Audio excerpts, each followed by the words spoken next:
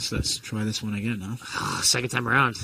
Were you sort of surprised that it came to be rebooked so quickly and that he was able to do the double weight cut and all that sort of stuff? Or were you... So right away they were talking about this date. I didn't know if it was going to work. I guess Cowboy had like a movie thing he was doing in Thailand and stuff like that, so I thought it wasn't going to work, but he said he would make it work, and he made it work. Yeah. Talk us through the day of the cancellation. What was your day like? When did you start hearing about it, and when did they tell you officially, like, hey, it's off? So after the fact, I heard that like he started getting sick like in the morning, like 3, 4 in the morning. He was throwing up, not feeling well.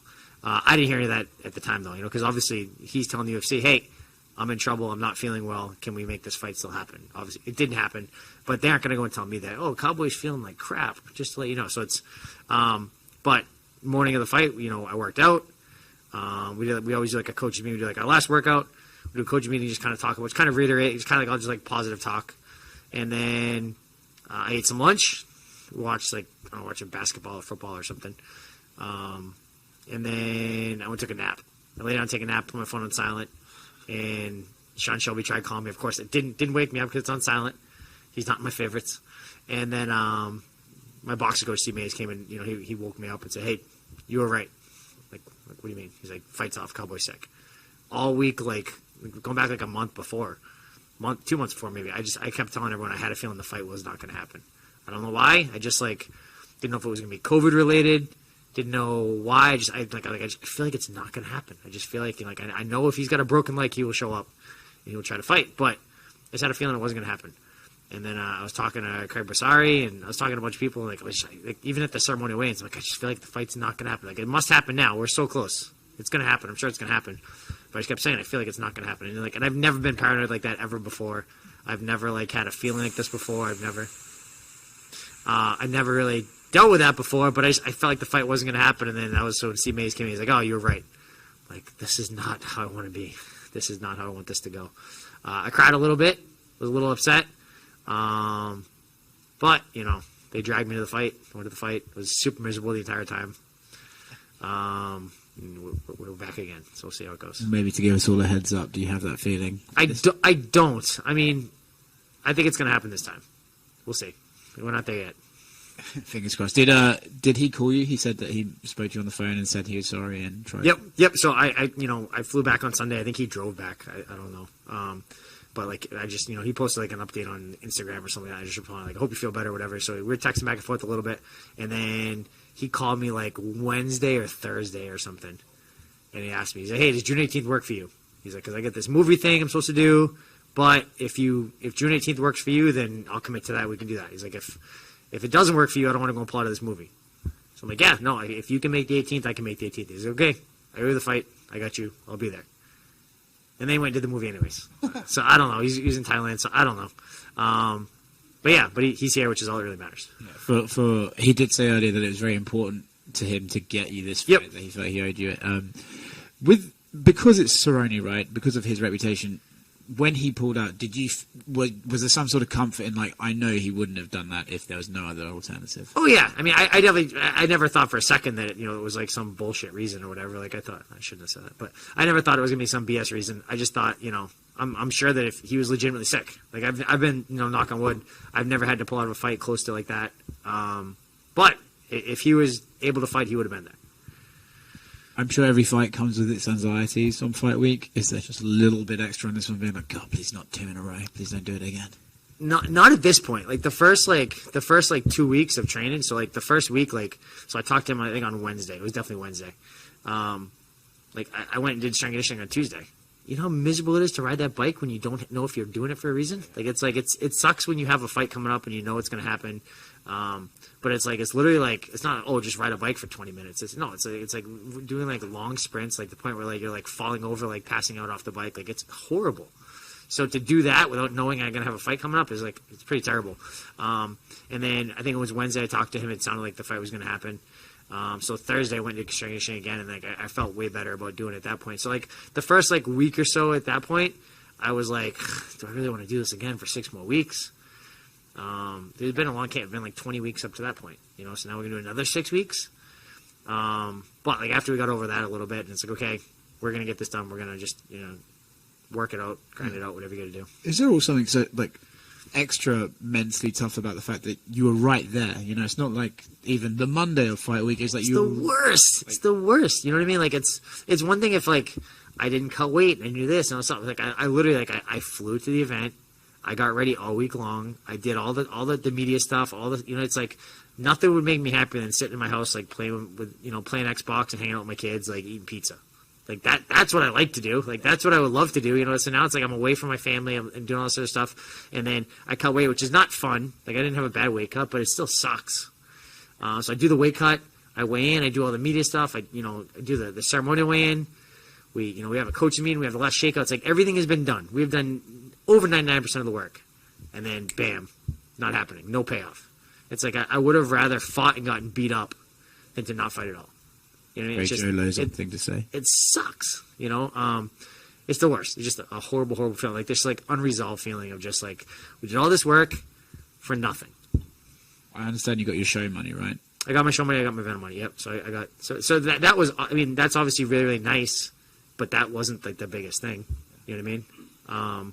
Like I would have pushed to get the win money if the fight wasn't going to happen. Like if they weren't going to rebook it, I would have pushed because like it was so last minute. But they said, hey, we're gonna do our best to have it happen again in 6 weeks. Less than 6 weeks probably wouldn't have made sense because if you're sick, you need a little bit of time to kind of get back into things and train a little bit and stuff like that. So like, and if it was longer than 6 weeks, it would probably be a little bit too long. It's like you're doing a whole camp again. So 6 weeks is kind of like the sweet spot. Is there a silver lining that you get 2 paychecks for one fight? It's nice, but I wish that we just settled on 6 weeks ago.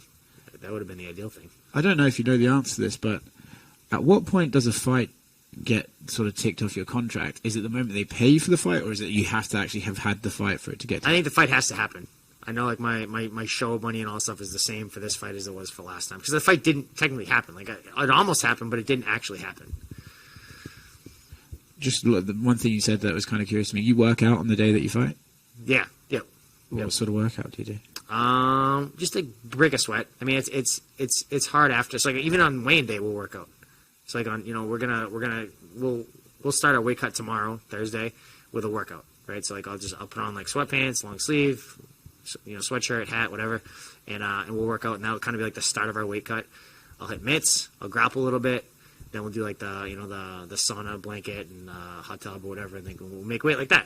And then we'll weigh in Friday morning, and then we'll start eating and drinking right away. We'll do the ceremonial weigh-in, and then as soon as we get back from that, we'll go and work out right away. And it's like not an intense workout, but it's just like, hit some mitts, wrestle around a little bit, just break a sweat, get your body to kind of wake up again. Because if you just don't do anything, like after you cut weight like that, you need to get your body like accustomed to sweating again and working and functioning, get your muscles going. So we'll do that Friday night, and then we'll do that again Saturday morning. And then work out again, before the fight. To warm up. So it'll be like I'll have like 2 full workouts in before I even get to fight it. Cool. Thanks, man. Yep. Hey, Joe. Hey. What do you make of, I don't know if you pay attention to like the betting odds and everything like that, but what do you make of like the line being closer this time around? It's just a month away, like not much really happened besides, Cerrone getting sick, but this time around the line's a lot closer.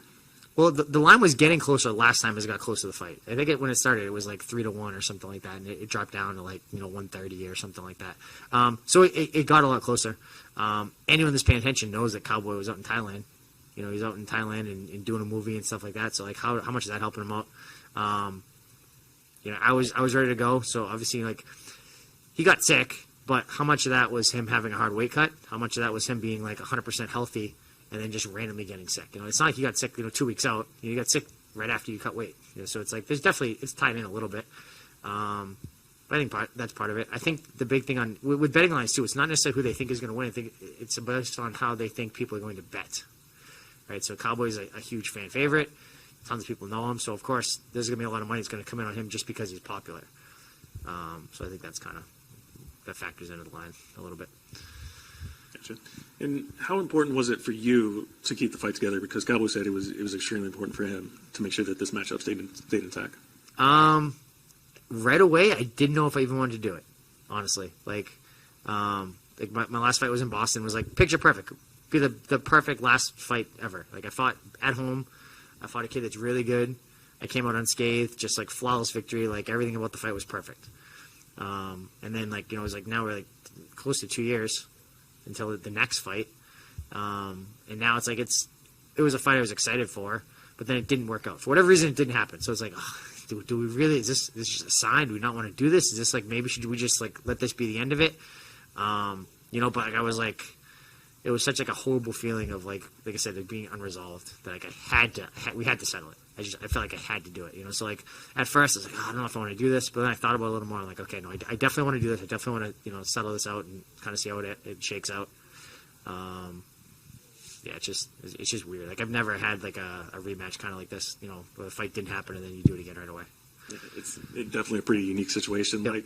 Like say for example, like if the fight did happen, like do you see any other situation where you could be like, yeah, I'll turn around and fight 6 weeks later at this point in your career? Not usually. I mean, the big thing is like wear and tear. You know, it's like, you know, like we try to do everything to try to, you know, peak at the right time and get your weight at the right time. Like I'm definitely lighter this time around than I was last time. Last time, like at this point, I was like probably waking up at like 68, 69. This time I'm waking up at like 66, 67. So I'm a couple pounds lighter because I try to put on weight. I was working out so much, I just couldn't. You know, so it's like there's so many things we try to like peak. You try to peak your health just as far as like injuries. It's like it's a balance, right? You train super safe, you come in healthy, but you're not necessarily the most prepared. You train really, really hard, well now you're banged up a little bit. It's like so it's kind of like trying to find like that sweet spot for everything, health and timing and strength conditioning and cardio and you know everything. I probably would not have chosen to fight 6 weeks later under most circumstances.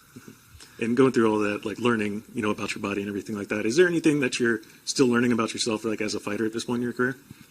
I don't think necessarily learning, but I think it's just always like you're always refining. You're always getting things a little bit better. Like when I fought in Boston, a couple things that we did that were a little bit different that I really, really liked.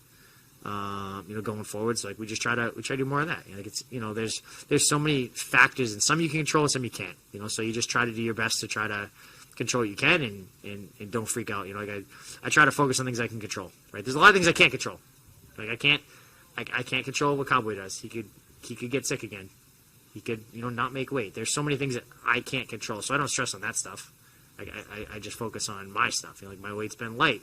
Am I going to make weight? What do I have to do? You know, what's going on? Am I drinking enough water? Like there's enough things that I can focus on, I can control. So I focus on those. Hey Joe, your last fight was over 2 years ago, almost 3 years. Did you think at that time that was going to be your last one, or did you expect like a fight coming up? It could have been the last one, but like right after the fight happened, I felt really, really good about everything, and I definitely liked the idea of possibly fighting again. Right? I didn't know if I was definitely going to fight again, but I liked the idea of possibly. You know, it cost me nothing to have Sean Shelby text me, "Hey, do you want to fight this guy on this date?" I'm like, well, I say yes or I say no. If I really, really like it, I say yes. I've been in the USADA pool for like 2.5 years, just in case, you know, a name came, you know, across that I liked. Doesn't bother me being in USADA pool. It's like it's not a pain in the butt. It's easy. So, but then all the COVID stuff happened. I definitely don't want to do it now. I don't want to put an entire camp and then have the fight not happen last minute. That would be horrible, right? We wouldn't want that to happen, and then it happened. So I don't know. I thought I was trying to be smart and not fighting during all the COVID stuff, and then it still ended up not happening. But I didn't know if that was gonna be the last fight. But I was always open to, you know, the possibility of more fights after that. So are you expecting to take more fights regardless of, you know, the outcome, or I mean, when you expect to win? I mean, I expect to win. I expect, you know, things to go well on Saturday.